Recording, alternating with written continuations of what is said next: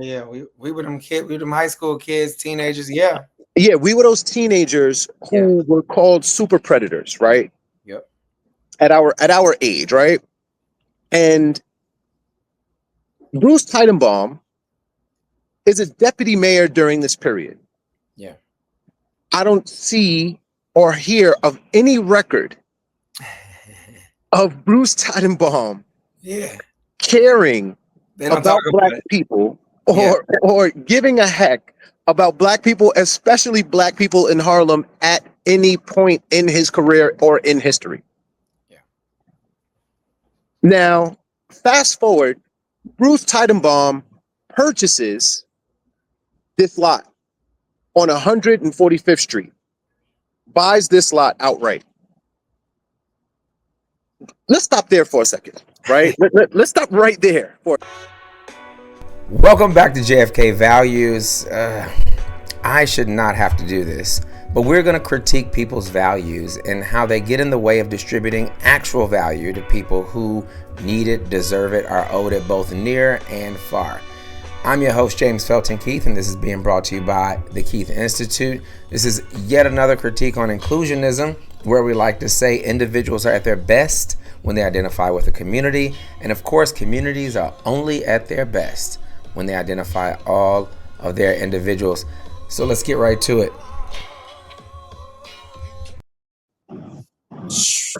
Welcome back, everybody. Welcome back to Harlem. We are live with a special guest coming to you straight from Marcus Garvey Park. Yes, So yes. let me get into it. Welcome to another episode of Inclusionism, where we like to say individuals are at their best when they identify with the community, and communities are only at their best when they identify all of their individuals. About a week ago, or Friday before last, so a little bit more than a week ago, Louie, Sosa, and myself, we were at a protest against the 145 project and the elected officials that greenlit it. As you all may have seen from the previous episode, this particular project was pre-negotiated about 2 to 3 years ago by a former city council member and a large cohort of activists to KRJ. an affordable building and a 50% market rate building. I live right across the street from this building, which is why I was compelled to go down and see what the young people were talking about. And quite frankly, a lot of the people there were young people, at least 10 plus years younger than myself. And I saw Louie Sosa there, who I've seen around a million times in a million places. And we want to get his perspective on this particular project, but also the historical context and just some of the goings on across the 5 boroughs with regards to affordability, respect, and equity. And so, Louis, Yes, thanks for yes, joining me. I see you out and about, so you yes, making it happen as you move through the streets. First yes, things first, yes. where are you and what you doing? You outside? Yeah, so I'm definitely outside. Definitely outside. It is summertime. As Yeah. long as and now see, we had to deal without this freaking ambulance the whole time. We didn't have to hear this ambulance, and now that I guess that's New York for you, right? It'll pass. It'll pass, and I'll speak loud enough, right? We can't hear So it. It's fine. We can't hear it. It's good. yeah, I'm in the Marcus Garvey Amphitheater, and there's this play going on now, Memnon, for the month, and I love the set. Yeah. I'm definitely gonna see this before this is done, and I figured why not come out to Marcus Garvey Amphitheater? I know it's gonna be quiet now for the Right. most part, Right. you know. So I Yeah. figured let me, you know, make the most of this opportunity, Yeah. right? So Louie Sosa. I'm an activist in Harlem and Western Queens, focused on affordability, housing, and the basic dignity of our people. You know, so we're out. We were outside, uh, courtesy of Defend Harlem, my sister Tanisha Grant, Parents Supporting Parents, and a bunch of different organizations coming together basically to say that are not satisfied with the state of how this building is being built and what's coming for this how this building is basically done. And I started to think about the project, and then I started to think about it from a historical perspective, Yeah. right? So I just want to start with this baseline. This is a black community. It's one of the most historic black communities in the world. Yeah. I take that very seriously, and there's a level of respect that should be held even over generational time periods, right? So I'm going to go into this from a context of a few decades, right? Really quickly. So let's go back in Harlem a couple decades. There's a group, the Gang of Four, right? That's David Dinkins, Basil Patterson, Percy Sutton, Charles Rangel, right? Pillars of America. They become pillars of American politics, but they work their way up the ranks. Four black men, each from Harlem, right? Came up through some of the worst times in New York history. At that, David Dinkins becomes the first black mayor of New York City. In his first mayorship, he does a lot of the things that Rudolph Giuliani ends up taking the credit for. Yeah. Now, to provide some clear context, Giuliani's first run against David Dinkins was a prelude to Donald Trump's MAGA movement, right? There were people holding up monkey signs outside of Gracie Mansion, saying all sorts of inexcusable things outside of that mansion. Giuliani gets in office, and granted, New York wasn't at its best then, but completely decimates the New York City black population through excessive incarceration. That's what Giuliani is known for. We know that, right? If you're at a certain age, you kind of know that, right? Yeah, we were them kids, we were them high school kids, teenagers. Yeah. Yeah, we were those teenagers who were called super predators, right? Yep. At our age, right? And Bruce Teidenbaum is a deputy mayor during this period. Yeah. I don't see or hear of any record of Bruce Teidenbaum caring about black people or giving a heck about black people, especially black people in Harlem at any point in his career or in history. Yeah.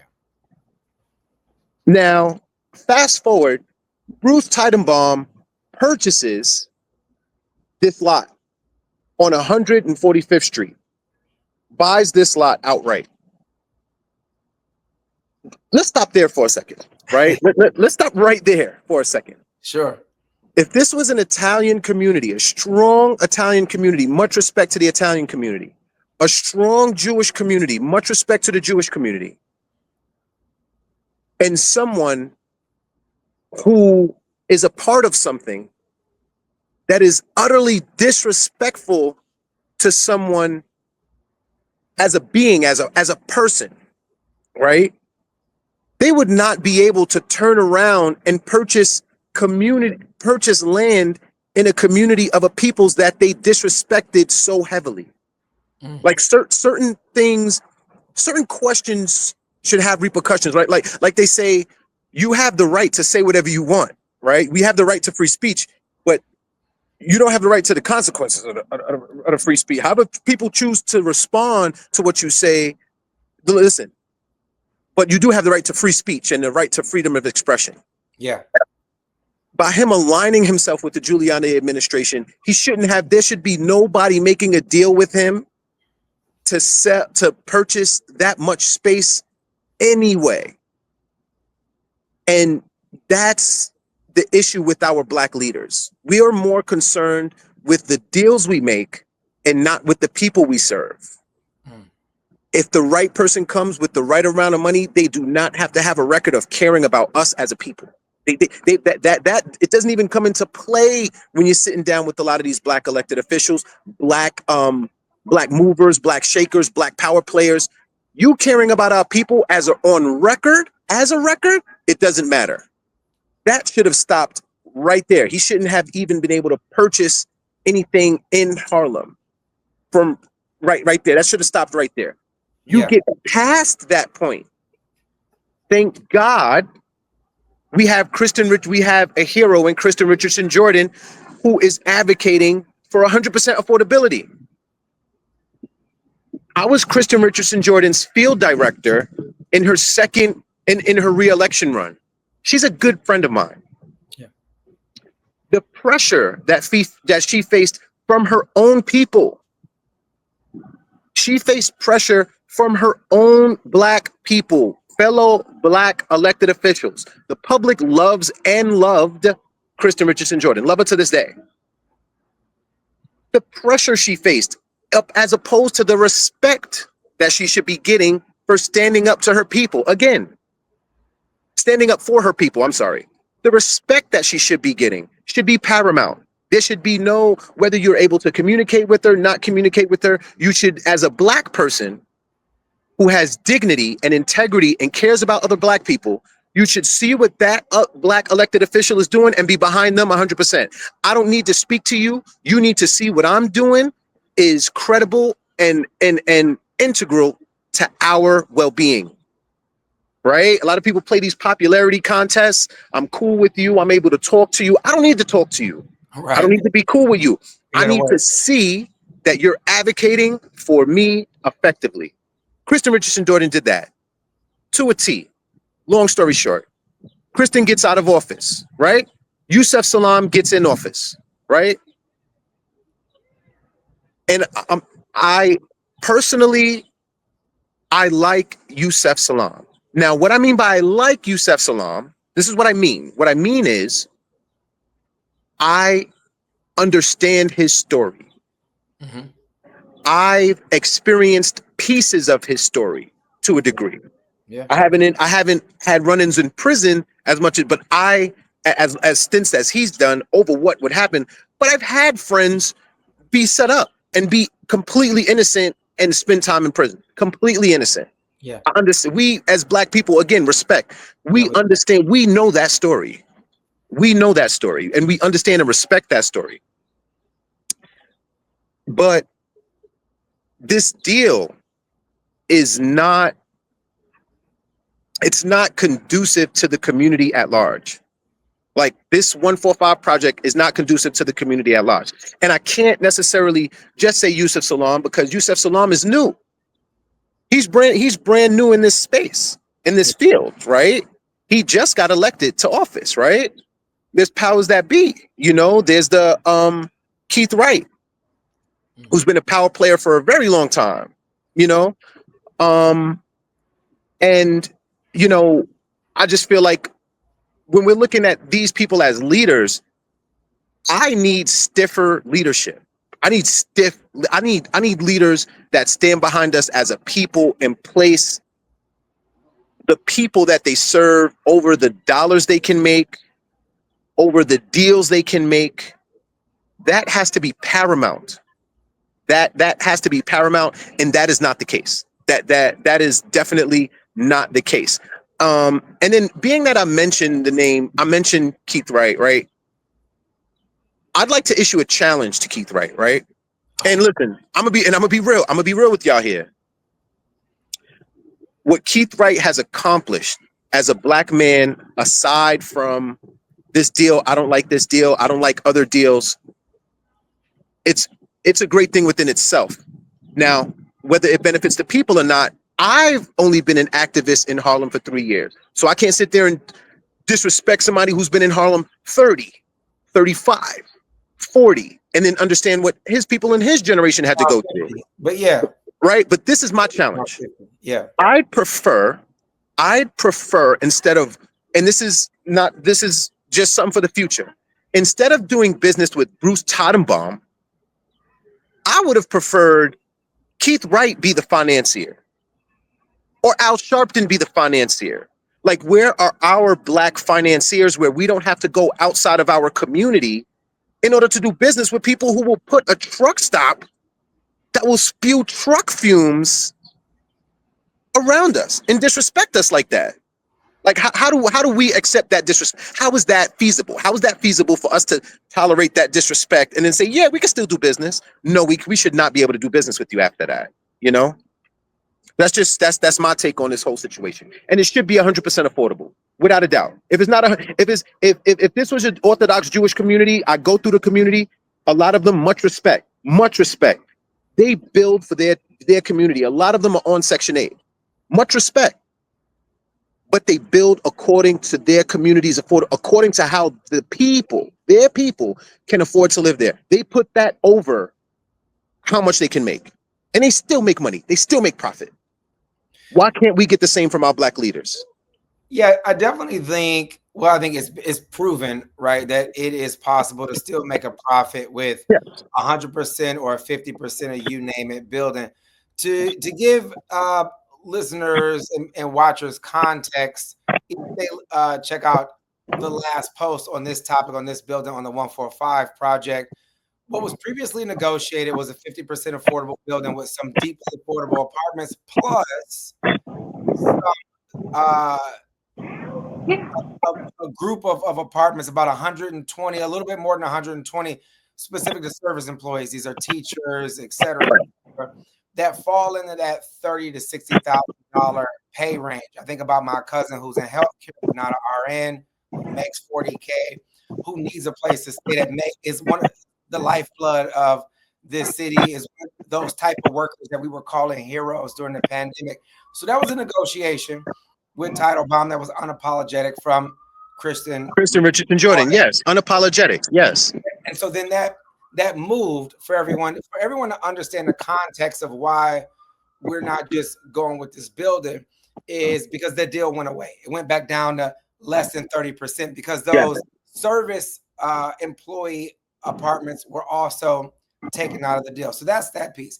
But to what you just said, Louie, about 100% building, a few years ago, and I said this again in the last episode, with a group called Northern Manhattan is Not for Sale, there was a group that was protesting the transformation of a library up on 207th in Inwood. If anyone's not familiar, that's up at the very tip. Yeah.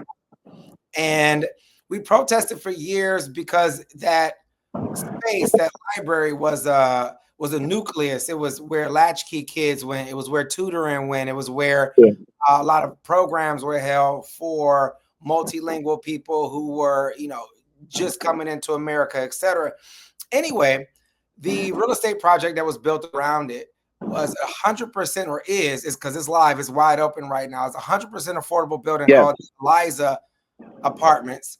And Eliza is just a great example of what we can do around this city. And so when we're talking about new real estate, new affordability, new equity, new housing in general, or just new populations, I think what we're really saying is we know that there is a path. They can do better. We can do a whole hell of a lot better. They can do a lot better. And but Louie, in particular, I like what you're saying about dignity and respect. I do think that the lack of organization of us, and I'm going to take some responsibility for this. I think as people in our mid 40s, I'm in my mid 40s now. You probably I'm getting there. I think I'm one past you. I was one. Wait, I was what? One less. Yeah, I'm 82. We done people, right? And I think it is our turn. When I see a bunch of it's our turn talking about what they need, without a doubt, it breaks my heart. I'm like, okay, let me put on my shoes. I got to come back outside because somebody has to be the bridge. Because when we mention all these other names of politicians who've been here for 50 years, I've been doing this work here for a little bit more than 15, but I've been here longer. My grandmother was here. Like, people were here going back and forth about what was going on in this community. And the deal is, we know these people. I was just in the gym with a few of them because we all work out at the Y on 135th. That's not an invite for everyone to come mess up my workout. Don't be popping up now. Don't be popping up. Don't be trolling. I mean, you got to pay to get in, but it's affordable, sort of. But the deal is, we need to reopen the dialogue, because even when I look at what Kristen was doing and what you all were doing with her a few years ago, it was really just a straightforward conversation. It was like, it makes sense. You will still make money. It's a difference between making money, in a year versus making it in 3 or 4 years. It's like, if you don't have that amount of time to invest in us, we're planning on being here for more than 3 or 4 years, more than 3 or 400. Yeah, and brother, there's a lot of factors in that. You know what I'm saying? I understand some of the factors. Some of the factors are, the cost of materials shooting through the roof.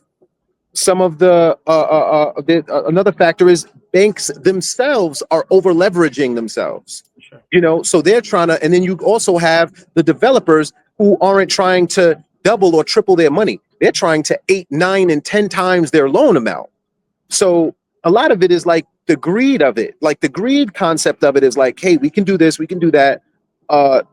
And you know, you also have union wages. Union, it does cost money to build, but a lot of that is the greed. You know what I mean? That greed is when you really look down to it, being that especially you have the breakdown now of where you see like how affordable spaces get built and like how much it costs and stuff like that. Like it's a lot of it is greed. They're trying to 8 times their money, bro. And we need to put our people first. That's my challenge. I want to see us put our people first, and we need to do better. We need to do better. I definitely think we need to do better. I think the thing is we need leadership talking about how we can do better, because I like to, I mean, when I think about this one affordability issue, right? Living spaces, it ties into it. What I'm normally combating every day, both here and internationally, is creating the distribution of value just across the board. It's the difference between some corporations where a leader or a CEO may take, 20, 200, 2,000 times what the everyday employees that are given input to make that right. The people who make it spin, yeah. Right. And my deal is, even 20 times I think is too much. It means we're not adequately compensating the people's input with which we make desirable products and services. Whether that product and service is housing, or whether it's, this microphone or, a cell phone, or you name it, I think it all goes back into we have stumbled into a culture of winner take all, hyper greed. And even to some of those people, I don't really want to use the language of coming to their defense, but I think people have been duped. People who have access to ownership of equity, property, you name it, is they hoard. I think humans do just an inherently terrible job of distributing resources and planning for the future. So they feel desperate. They feel like, I know cats with $10 million liquid who feel like they their poor friend because everybody else got 25. And it's like, no, bro. Only if I have that. I don't have that, right? So again, there's this broader culture that we need to attack, and I think that this building and real estate in general is just an entry point to having a more endowed conversation about the lack of distribution of value. Screw whatever wealth is for a moment. I'm talking about people and their intrinsic value. We only build spaces because we see lives in those spaces. So we're building them based on the value that we think exists in those spaces. When we don't build housing for the lives that we see in spaces like Harlem, we're saying I don't see value in those lives. And that should be a broader moral issue. Everyone should feel charged up about that, whatever their faith background is, whatever their cultural communal background is. I think it's back to what you were talking about earlier with regards to respect. If you don't want to build spaces that are healthy for me to exist in, I just feel like you're saying fuck me. And that pisses me off. Exactly. How can I expect you to care about our people on other issues when on the most fundamental issue? That's it. Right. One of the most fundamental issues is housing. Yeah. Right. And it's the issue in New York City. There's if a candidate penetrates a black community well enough with an affordability housing message, you're going to win. You can take down behemoths with that message if you prove that that is where you're at and where you're able to deliver. You know what I mean? And that's the issue, bar none. If you can't respect us with housing, how do we expect you to respect us with when it comes to situations with misuse of power by the NYPD? How can you come through for us on things like sanitation, the environment, our education? You're going to make deals all the way around the board. You're going to sit there and make deals. If that's the most fundamental issue, you're going to make such a deal like that. What about everything else? Where do we stand? Where is the respect? Where is it? They don't have to respect you. They just got to come to you with $1. Right. It's inherently disrespectful. Or a deal. Yeah. They put that dollar above that, again, the intrinsic value that human life has. I would say when we established I know people see, inclusionism as a podcast, whatever, but it's a broader philosophical framework. And when we establish those core tenets, the first one is that people have an intrinsic value. It's not just $1. Second is that we derive it from each other. So the interactions that we have, like what has made Harlem the most, in my opinion, famous, it's the reason I came here. I immigrated to Harlem from Detroit. I had to come here, start a business, start a family, all of that. But it's because the interactions that happened here way before I was even born made this the most famous Black neighborhood on the planet. When I'm in Denmark, when I'm in Sweden, when I'm in the Netherlands, they're like, we want to come to the Black Harlem. And I'm like, yeah, come on over. And we see them here on tour buses. So that second tenet is that we derive that value from interactions with each other. And then the last but not least gets us into, I think, this conversation, which is we are entitled to some equity and that value that proliferates from our interactions with each other. So if we make a place hot, we shouldn't be leaving it destitute when we the hottest thing on the planet. So I'm with you. I think we need to keep this conversation going, and we will. Me kind of live it. You maybe want to like go outside and start marching in circles around the construction. We're gonna be making some calls. If anybody watching this, you're like, yeah, if you elected up here right now, you're gonna be getting a call. We talked to Kai in the same fashion. We're gonna talk to Tanisha soon. But shout out to Kai, shout out to Tanisha. Yeah, love Tanisha. Yes. It's happening. Like this. Yeah, and I think again it's our job because we the newly minted old men. So y'all welcome. Y'all got us now. So we are. Yeah, and you know we aren't going anywhere. We aren't going anywhere, and we are organizing. We are building, and we have the truth. You know, we have the truth. We could, you know, and as long as we stand on that and use that as the base for our argument, we will always be fine. Yeah. Like we will always be okay if we use the truth as the base of our argument, the truth as the base for our conversation. You know what I'm saying? We need to stop like this, you know, and it's really, you know, and especially like the challenge I mentioned earlier, like, I mean, not really nationwide, like all about Black leaders. You know what I mean? Like the ceiling isn't the end. This isn't the ceiling for you either. And I want to see y'all show up. You know why? Because it makes it easier for us to show up. Yeah. I'd love to be having this. I'd love to not be having this conversation. I'd rather be in front of a space that we could afford, however much it costs. Yeah. Standing next to a Black man or a Black woman, a Black couple who, whatever, however they got this money, and we're working with them. It wouldn't even be a news article because it should be the normal. It wouldn't even be news. Right. You're right. I'm with you on that. I remember saying, again, even to Kristen, when I first met her, I was like, well, you know, we elect people so we can go do what we do. We want you to do this so I don't have to think about it, which is why, again, I was exactly a few weeks ago. I was like, wait. I thought that was done. And so anyway, to your point, I would love for this to not be news and us to not have to do this. I don't even like podcasts. That's a whole nother conversation. I don't listen to them. I don't drive, so I'm not in the car. Anyway, yo, brother, we gonna wrap. We gotta get you back on. We gotta have more of this conversation soon. Definitely, brother. Definitely, you know, and you know, I figured, you know, let me give, because I could have went with the whole, you know, the numbers, and we know the number, like it's 40%, supposed to be 40% affordable, you know, a few hundred units. I think it's 328 for one building. One is fully affordable senior living, which is actually a good thing. You know, fully affordable senior building. You know, I can't knock that. One of the three buildings is fully affordable.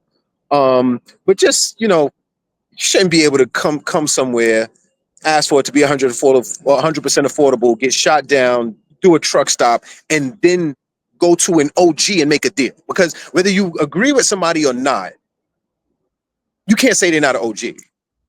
You can't say they're not in the game. You can't say they're not a power player. You shouldn't be able to go to a power player of ours and do that. And that kind of hurts the credibility of that power player. It hurts your credibility. And we want you, if when you reach that level, we kind of want you there. We want you there. We want our people to succeed, but we can't have our people succeeding like this. You can't not be caring about. If we was Jewish, this wouldn't even be a conversation. Yeah, it wouldn't even be a conversation. Much love to all my Jewish people. It would not be a conversation. That's the problem. That maybe, you know, it makes us say we need to look for other OGs. We need other OGs. Then where the OGs at? Where the gangsters at for real? Like, what's going on? Yeah, this ain't right. Yeah. I think that's the new question. Who's repping us when we sleep at night, when we're going to work, when we're not thinking about these issues? Because it shouldn't be our day job to do this. Who's doing it? Like, whose job is this? So yeah, that's why we have to organize a new coalition, because what we really need. And I remember hearing it when I was running, years ago, 2018. I remember meeting this couple. They came by the radio station, sitting at WHCR, and they were just a regular couple. They work, downtown, live uptown. The wife is from here, husband moved in here. They were like, and it caught me off guard, and I didn't expect this question. They were like, what we want to know from you is, where's the deep bench? How do you build a deep bench? And to that point, this is like 2018. I'm like, I didn't realize that was one of the mandates. I didn't realize that was a desirable in the community. But as I got out and about, I'd heard that multiple times. I go, that's a good question, because you got to go. You have to spend a lot of time building and institutionalizing a feedback loop of activism in order to have one. And so I feel like that's what we need to build. More importantly than anything else, any candidate doing their thing, is we need a regular feedback mechanism that does not go away or shift when another candidate comes in and out. I think the problem with, even when people talk about community boards, and love all my community board members, we need a non-political, like something that's decoupled from the elected official. If anyone's not familiar, in New York, the borough presidents pick the community board members. We need a group that is watchdogging what we do, regardless of who's in office, and that there's some regular changeover. And I think one new thing that we can add, that, again, newly minted old people in their mid-40s can add to the political lexicon, is that group, like formally, from a language standpoint, but also functionally add that. And we can start it right here, because I know in other communities they exist. I know in Williamsburg they exist. I know in St. Albans they exist. I know in a few other communities these groups of elders exist, Yes, that they do. speak up when no one else is. So I guess we'll start there. Yeah, we got a good starting point, and believe it or not, looking at the horizon, looking forward. I mean, minus anything that might happen on the national space or the international space. If we're just talking Harlem right now, right? If we're just talking Harlem is in a great space right now where there's room to organize a whole generation of. There can be a new gang of 4. There could be a gang of 8. There could be a gang of 10. And back to like building that bench, there's room for that bench in Harlem in the South Bronx. Yeah. There's room for that bench. You know what I'm saying? And I'm not going to get into the whole mayoral campaign, but some of that energy is present. The energy of just being unapologetic and not going with the status quo of how we raise money, what we can say, what we can't say, and how we can treat each other, how we can love each other. It's like it's a crime for us to love each other. For me to care about JFK is a problem. For me to care about the well-being of JFK, who lives across the street from 145, that's an issue. Yeah. How is that an issue? That should be applauded. I shouldn't be met with no outside entity should be able to give millions of dollars to anybody if I'm advocating for the love and truth of our people. We need parameters, you know what I mean? And as long as people are like, well, I'll take the money, man. I'll take the money. I'll run the can. I'll do this. We hear it online all the time. People are like, what they'll take money for it. You're right. Yeah. Love over a dollar. We need, that needs to be a campaign. I like the idea of all value to the people. People are talking I've done that. Yeah, I've done that a few times. I've done it a few. I ran a few rodeos, and it's like, even before that, I have some marketing experience, nightlife, event coordination, I got a few decade and a half or whatever, before the pandemic. And it's like, at the same time, we don't have to lose money. Right. You know what I mean? So it's like we can love ourselves and push through those challenges, but we don't have to lose money. We still got the population. Like, they divvy up tax money according to the population of your district or the money you're putting out. Harlem, unfortunately, is gentrifying, But as a result of that gentrification, the tax base that comes into these districts is going through the roof too. So you know what I mean? Like from someone who understands it from a multi-prong, we're not going to lose. We're not going to lose no money. We're not going to lose this. We're not going to lose that. It may in the campaign sense when you're campaigning. But then if we could get the money from the people, we ain't got to worry about some outside interest coming in, buying up black communities. We could set it up so black communities are incubated to purchase their own space, even if they're purchasing it in groups of 10, 20, or 50, which is actually what is really happening. That's what's really happening. The 50 people come together, go to a hedge fund, they buy the building, and it looks like such and such hedge funds buy the building, but hedge funds are just groups of investors. We could crowd raise a couple buildings. Yeah, we could crowd raise. That's exactly what it is. Crowd raising. Maybe a public-private partnership, something. There's so many other options besides having somebody who don't respect us. I think They shouldn't even be involved. To see an elected lead that where we're just again individuals around here who have investable income go, well, instead of putting this in the S&P, which is obviously growing and doing its thing, it's like I can buy a piece of this, a piece of that, a piece of these different projects. Look, I think we need to come back and talk more about that, about how we actually distribute value to the people. Yeah, how we figure that out. Yeah, we had a good conversation. I think. Yeah, I think we touched on some stuff. I really wanted to focus on that respect level, just the respect of it. To talk about it from a level of we got to look in the mirror. We do. Get your bag, get your money. I'm not anti-money at all. And I'm from Astoria, so there's DSA candidates through and through. It's called the Mecca of Democratic Socialists in the United States. Astoria is the Mecca. It's the only place in the United States where federal, state, city, every elected official is a Democratic Socialist. And I'm not anti-money. Yeah. I am pro-fairness. I'm pro-fair. And we are not playing our people fair. We're giving our people a bad deal, no matter how you chop it up. The fact that we have to even have news conferences and go on New York One and go do this and say, wait, this is okay. This deal is okay. It should be boring. It should be boring.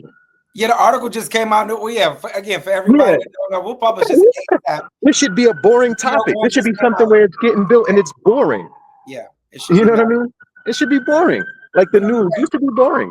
On that note, we'll end on that note, but I think that's exactly what I've been screaming, outside from the balcony is that, we have to make our villain ourselves. Like what we owe ourselves is courage to fight this. Seriously. Like, because no one else is going to just courage to fight. Get it done. Yeah. So we got to be available. Everyone has to be available to give an hour or 2 or 5 or what have you during a week, during a month, to saying, I'm a part of this concerted effort to hold myself accountable. I'm not talking about me and Louie. I'm talking about everybody around to say, I'm going to hold myself accountable to see what we can get accomplished to, again, distribute value and dignity and respect. I'd love that you kept bringing that word back to ourselves, because we certainly can have it. We just unorganized. And so people doing whatever the hell they want around here. So.